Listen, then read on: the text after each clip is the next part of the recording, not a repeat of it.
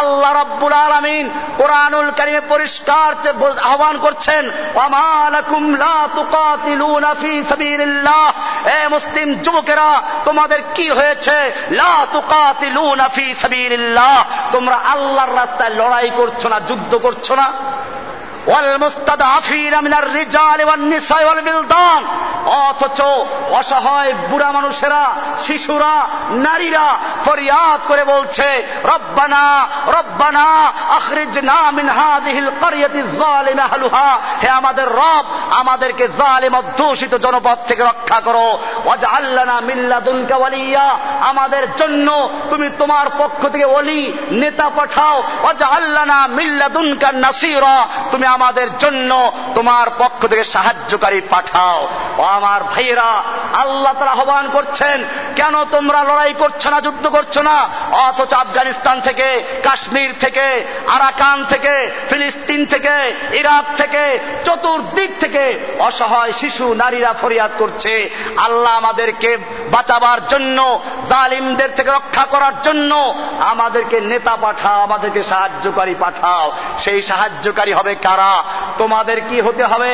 ফির তুঝে একবার করনি है जहां की रहबरी, उठ खुदा के नाम लेकर फिर आलम बरदारबान। ও আমার যুবকেরা, আবার তোমাকে সেই সালাহুদ্দিন আইয়ুবী, মোহাম্মদ বিন কাসেম, তারেক বিন জিয়াদের মতো আবার ময়দানে ঝাঁপিয়ে পড়তে হবে। আমাদের সামনে বাধা আসবে, সেই বাধাকে উপেক্ষা করে ময়দানে ঝাঁপিয়ে পড়তে হবে।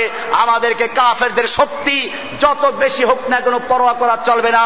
আল্লাহর নবীর সাহাবীদের কাছে খবর দেওয়া হলো, ইন্নান নাসা কাদ জামাউ লাকুম ফাখশাউহুম, তোমাদের বিরুদ্ধে বিশাল সেনা সমাবেশ ঘটানো হয়েছে, অনেক বিশাল শত্রু সৈন্য জমা হয়েছে, খবরদার ভয় করো।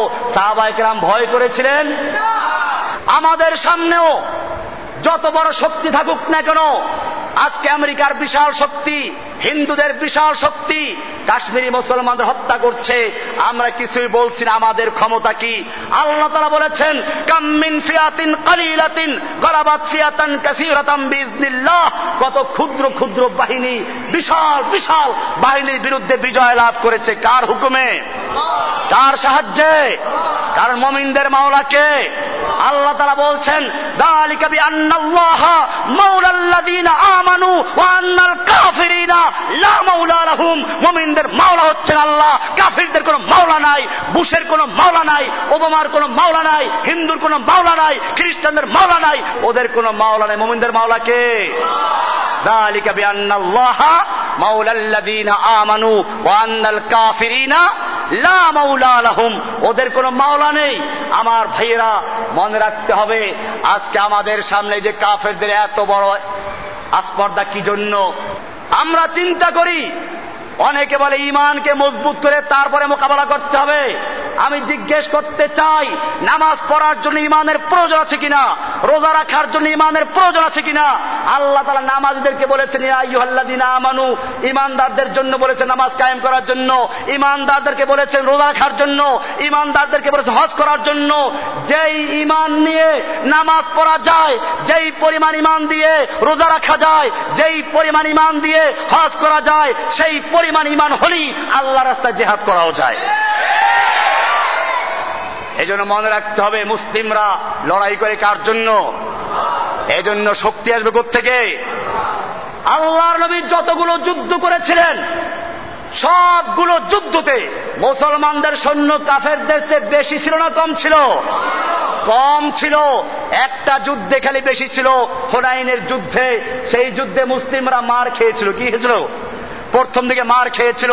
আল্লাহ কোরআনে বলেছেন, ওয়ায়াউমা হুনাইনিন ইয আ'জাবাতকুম কাসরাতুকুম, তোমাদের সংখ্যাধিক্যতা যখন তোমাদের কাছে খুব অহংকারের কারণ হয়েছিল, তোমাদের কাছে খুব ভালো লেগেছিল, তখন আল্লাহ তাআলা তোমাদের সেইটা কোনো উপকার আসে নাই।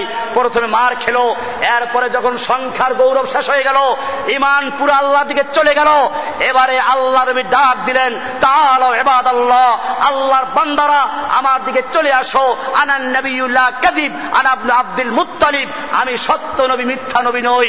এবারে যখন নবীর কাছে চলে আসলো, সংখ্যার কোনো বড়াই নাই, অস্ত্রের বড়াই নাই, আল্লাহর নুসরতের বড়াই আছে। এবারে যুদ্ধ শুরু করলো, পরবর্তীতে সে যুদ্ধে বিজয় লাভ করেছেন। ঠিক কিনা?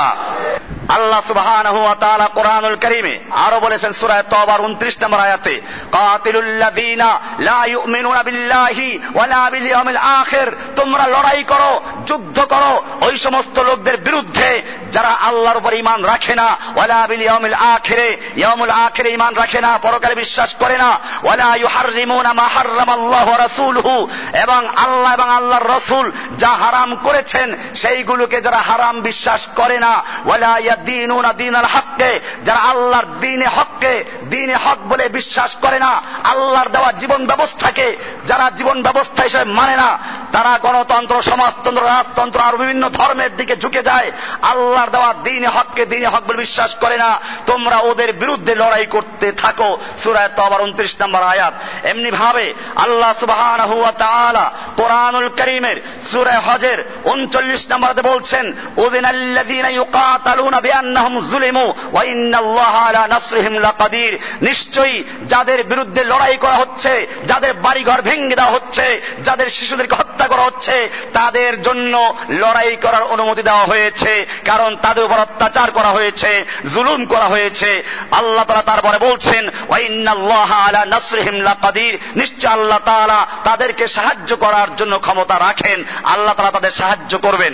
এরপরে আল্লাহ সুবহানাহু ওয়া তাআলা বলছেন সূরা বাকারার 190 নম্বর আয়াতে বলছেন, ওয়াকাতিলু ফি সাবিলিল্লাহিল্লাযীনা ইউকাতিলুনাকুম, ও মুসলিমরা তোমরা কিতাল করো, লড়াই করো, যুদ্ধ করো ওই সমস্ত লোকদের বিরুদ্ধে, ইউকাতিলুনাকুম, যারা তোমাদের বিরুদ্ধে লড়াই করে, তোমাদের বিরুদ্ধে লড়াই করে পাকিস্তান, আফগানিস্তানে, তোমাদের বিরুদ্ধে লড়াই করছে ফিলিস্তিনে, তোমাদের বিরুদ্ধে লড়াই করছে ইরাকে, তোমাদের বিরুদ্ধে লড়াই করছে কাশ্মীরে, তোমাদের বিরুদ্ধে লড়াই করছে আরাকানে, বিশ্বের যে কোনো জায়গায় তোমাদের বিরুদ্ধে কুফফাররা লড়াই করছে। ওয়াকাতিলু ফি সাবিলিল্লাহি, তোমরা আল্লাহর রাস্তায় লড়াই করো, যুদ্ধ করো, আল্লাযীনা ইউকাতিলুনাকুম, যারা তোমাদের বিরুদ্ধে যুদ্ধ করছে তাদের সঙ্গে।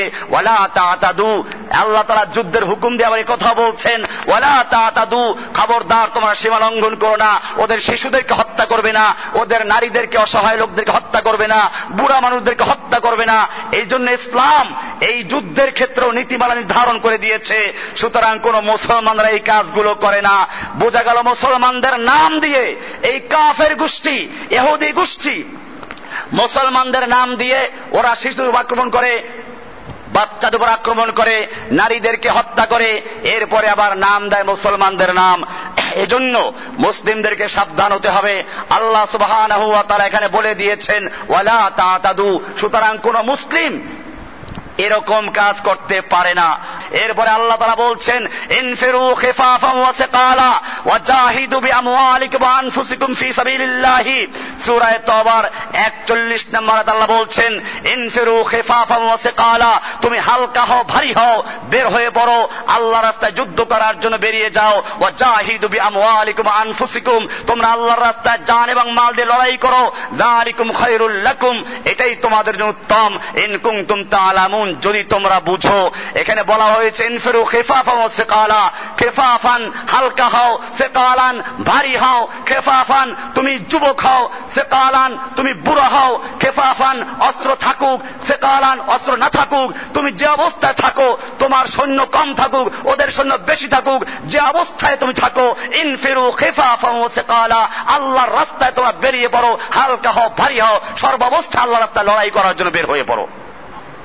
ভাইরা আমার, এরপরে আল্লাহ তাআলা বলছেন, আমাদেরকে ধিক্কার দিচ্ছেন, ইয়া আইয়ুহাল্লাযীনা আমানু মা লাকুম ইযা ক্বিলা লাকুম ইনফিরু ফি সাবিলিল্লাহি ইসসাকালতুম ইলাল আরদে, হে ঈমানদারগণ তোমাদের কি হয়েছে, তোমাদেরকে যখন বলা হয় আল্লাহর রাস্তায় যুদ্ধ করার জন্য বের হও, ইসসাকালতুম ইলাল আরদে, তোমরা জমিনের সাথে একেবারে জড়িয়ে ধরো, আঁকড়ে ধরো, উপর হয়ে জমিনকে ভালো করে ধরো, যেন কেউ টেনে হেঁচড়েও যুদ্ধের ময়দানে নিতে না পারে।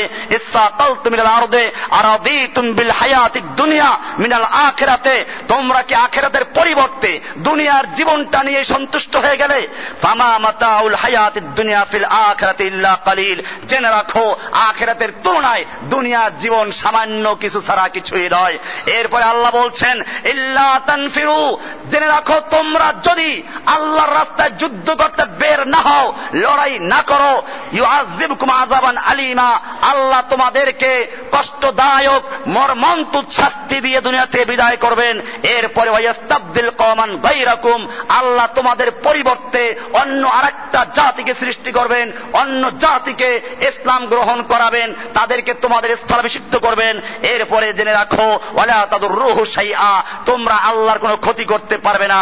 আল্লাহু আলা কুল্লি শাইইন কাদির, আল্লাহ তাআলা সবকিছু করার ক্ষমতা রাখেন। কাজে তোমরা যদি জিহাদকে ভুলে যাও, তোমরা যদি নিজের সন্তান স্ত্রীদেরকে বসে আরাম করতে থাকো, আল্লাহর দ্বীন যদি ভুলুণ্ঠিত হয়ে যায়, আল্লাহর দ্বীন যদি ধ্বংস করা হয়, তাহলে জেনে রাখো আল্লাহ তোমাদেরকে ধ্বংস করে তোমাদের পরিবর্তে অন্য জাতি সৃষ্টি করবেন এবং তাদেরকে আল্লাহ তাআলা দ্বীনের জন্য জিহাদ করার তৌফিক দিবেন।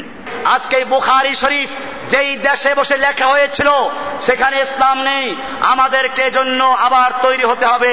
সেজন্য আমি কোরআনুল কারীমের একটা আয়াত দিয়ে আপনাদেরকে ইঙ্গিত করছি। আল্লাহ তাআলা বলছেন, ইয়া আইয়ুহাল্লাযীনা আমানু, হে ঈমানদারগণ, মাইয়ারতাদ্দা মিনকুম আন দীনিহি, তোমাদের মধ্য থেকে যে কেউ মুরতাদ হয়ে যায়, তোমরা যদি দ্বীনকে ছেড়ে দাও তাতে আল্লাহর কিছু আসে যায় না। জেনে রাখো ফাসাউফা ইয়াতিল্লাহু বিকওম, আল্লাহ তাআলা অচিরেই এমন এক জাতি সৃষ্টি করবেন, তোমাদেরকে ধ্বংস করে দিয়ে, তোমাদেরকে গজব দিয়ে, তোমাদেরকে শেষ করে দিয়ে এমন এক জাতি তৈরি করবেন, ইয়াতিল্লাহু বিকওম ইউহিব্বুহুম ওয়া ইউহিব্বুনাহু, যাদেরকে আল্লাহ নিজে ভালোবাসবেন আর তারাও আল্লাহকে ভালোবাসবে।